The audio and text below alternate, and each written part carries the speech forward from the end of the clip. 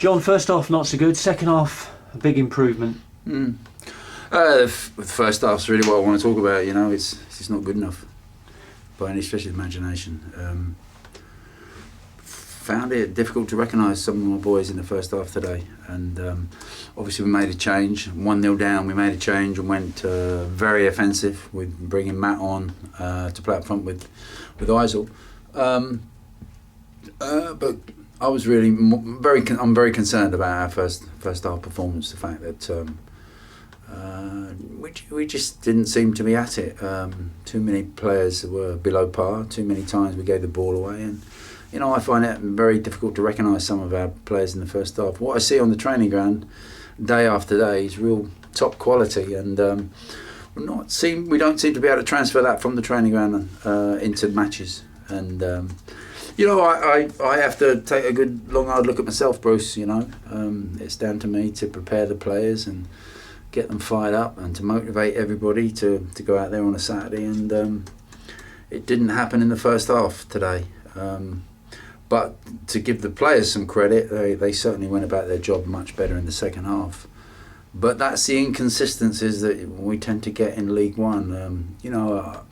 I'm standing here really disappointed that we haven't won today, but then I sort of go into my office and have a look at some of the other results, and I see the likes of Peterborough losing at home to Scunthorpe, and Bradford, I think, lost at home to Doncaster.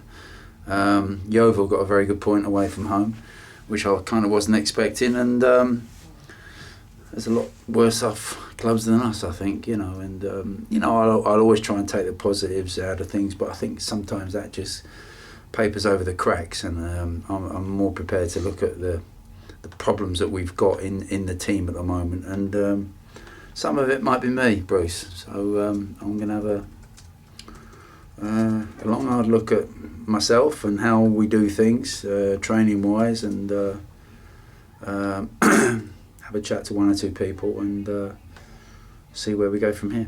I mean, the slow starts must be extremely frustrating, because last week at Gillingham, in the first half, we were on the front for 44 minutes, weren't we? And then that's sometimes down to what the opposition do. I mean, obviously last week, not taking anything away from our boys, Gillingham just set up 2 banks of 4, and they sat very deep in their own half and basically allowed us to have the football, which we did.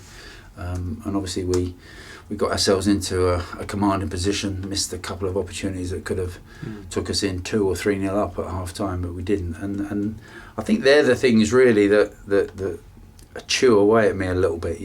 I see my players, I see the players that I've got here at the moment, and we should be better than what we're doing. We should really be threatening that top 6 with what we've got and the ability that we've got in the team.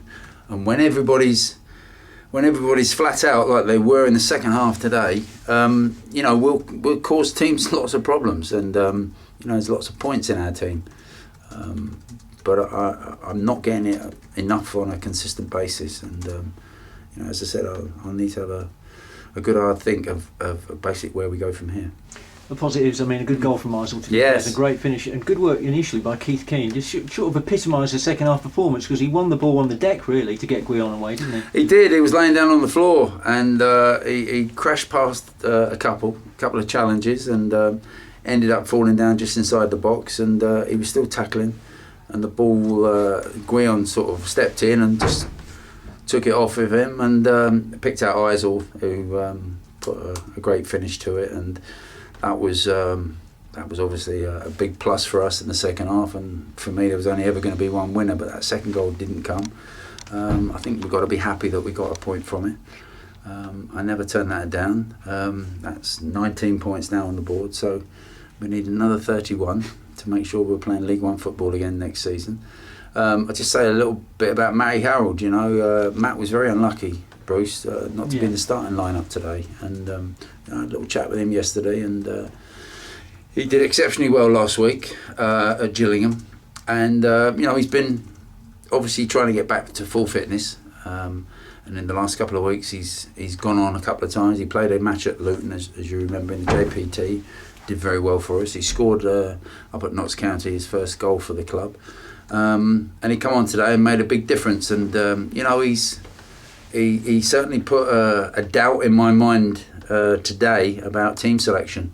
You know, I had the opportunity to start with Matt today, and I decided to play just Eisel on his own, but Matt has done exceptionally well in the last few games, and so 4-4-2 is something that obviously you're going to have it's to got to work. everything, isn't it? We played the two of them, as you know, against Rochdale, and it didn't work, and I think that was predominantly down to the fact that Matt was really short match practice.